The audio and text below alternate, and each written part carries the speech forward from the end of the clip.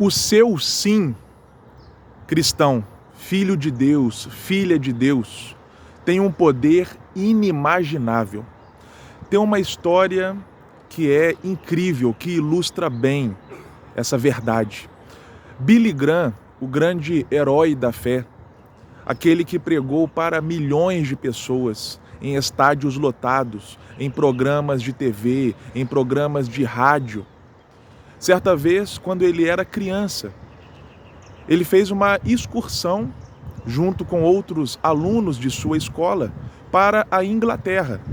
E lá ele visitou a antiga casa da família de John Wesley. Em dado momento, quando os alunos estavam visitando o quarto de John Wesley, depois eles saíram e o professor percebeu que faltava um aluno.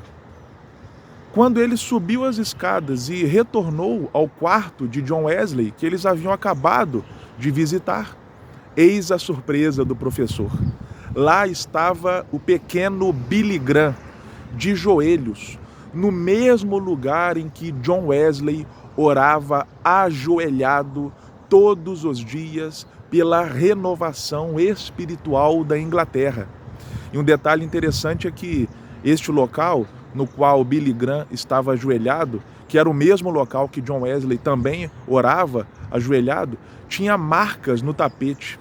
De tanto que o John Wesley orava, deixou marcas ali, como o Tiago, joelhos de camelo da Bíblia, não é?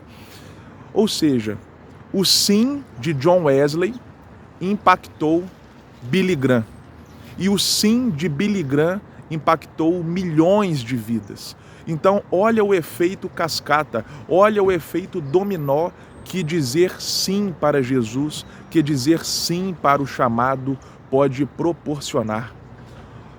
Você que estuda na UFJF, assim como eu sou o Pedro Quintão, estudo na Faculdade de Filosofia aqui da UFJF, você que estuda aqui, imagina só o poder que o seu sim para Jesus, que o seu sim para pregar o Evangelho pode gerar em incontáveis vidas. Em qualquer lugar em que nós estejamos, é um lugar em que nós devemos semear a palavra de Deus. A Bíblia diz que lugares comuns, lugares do dia a dia, tornam-se lugares sobrenaturais mediante o agir de Deus, como um poço, um simples poço em que todo mundo estava acostumado a ver todo dia.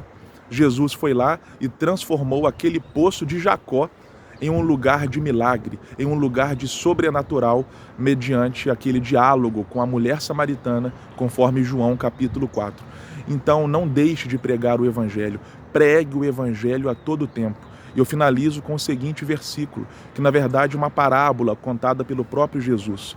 O reino dos céus começa como um grão de mostarda, porém ele cresce até se tornar uma árvore frondosa, na qual as aves do céu pousam sobre ela.